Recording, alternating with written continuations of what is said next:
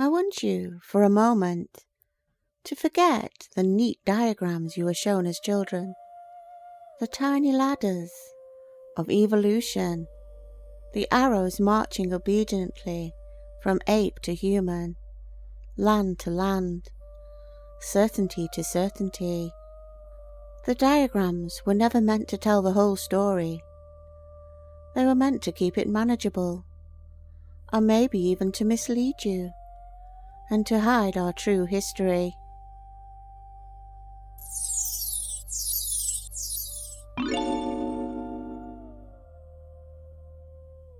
What I am about to describe is older than writing, older than language as we now understand it. It is carried not in books but in blood, in instinct, in the way your breath changes when you enter the water. Long before we called ourselves human, before we built fires or named the stars, our rhesus negative ancestors were something else entirely. You will find them described in academic terms as aquatic apes, a hypothesis often dismissed with a polite smile. But hypotheses are merely ideas waiting for courage. These beings walked upright, not because the land demanded it, but because the water did.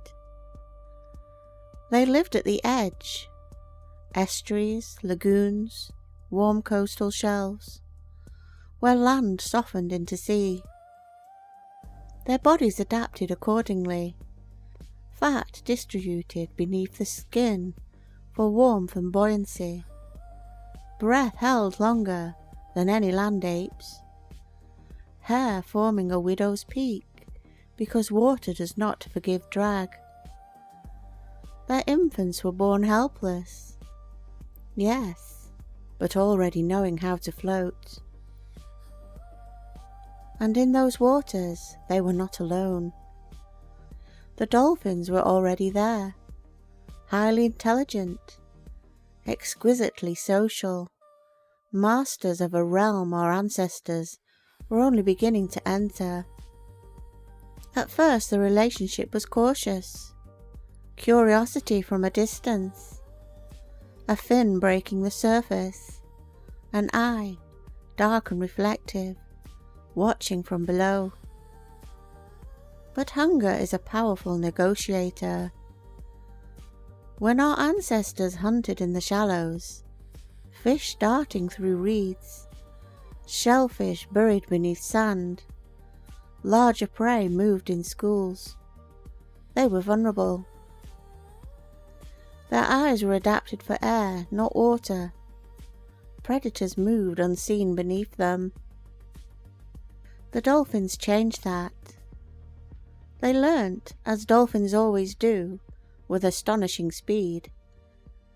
They learnt the shape of these strange upright mammals, learnt their movements, their rhythms, their patterns of fear and excitement, and our ancestors learnt in return. The dolphins would herd fish toward the shore, tightening the circle, driving prey into traps of stone and netted reed. They would strike the water sharply with their tails as warning. Shark below, danger approaching. Sometimes they would place themselves between the hunters and what hunted them, not out of altruism alone, but because cooperation benefits all intelligent life that wishes to endure. This was not dominance. It was alliance. And alliances leave marks. The most profound of those marks was not in hunting, but in birth. You must understand how dangerous birth was for an aquatic ape. Although their hips were wider than those of land apes, the upright posture narrowed the pelvis. Large brains enlarged the skull. Labour was long, painful, perilous. On land, birth was agony. In water, it became survivable. The sea held the body. reduced gravity, softened strain, warmth eased muscle and bone. But even so, fear remained, pain remained, the unknown always remains. There is where the dolphins came closer. Female dolphins would circle birthing mothers, not touching, never intruding, but sounding. Their sonar pulses, normally used to map the sea, would wash over the labouring body in steady, rhythmic waves. Vibrations deep enough to penetrate tissue, to loosen tension, to distract the nervous system from its own alarm signals. Pain, as you know, is not merely physical, it is interpretive. Sonar changed the interpretation. The mothers calmed, their breathing synchronized, not just with the water, but with the living beings that surrounded them. The dolphins vocalized softly, clicks and whistles modulated into patterns we no longer consciously recognize, but which the body still remembers. Infants were born into sound before sight, into water before air, cradled by buoyancy, by rhythm, by a living chorus older than fear. This was not sentiment, it was survival. Now, fast forward, tens of thousands of years pass. We leave the water behind, or so we believe. We build cities, we forget the language of currents. We tell ourselves we are creatures of land and fire and stone.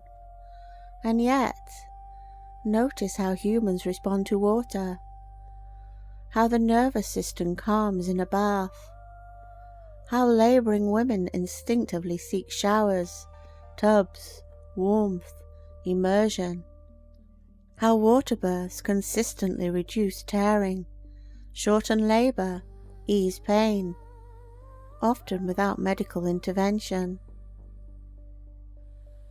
We explain this in modern terms: buoyancy, temperature, reduced cortisol. All true, but incomplete, because the body is not merely mechanical, it is historical. When a woman enters water to give birth, she is not inventing something new. She is remembering something ancient. Her muscles recognize the environment. Her breath changes. Her pelvis opens, not just physically, but confidently, as if reassured by something it has done before. And dolphins, even now, rarely, quietly, away from spectacle, there are accounts.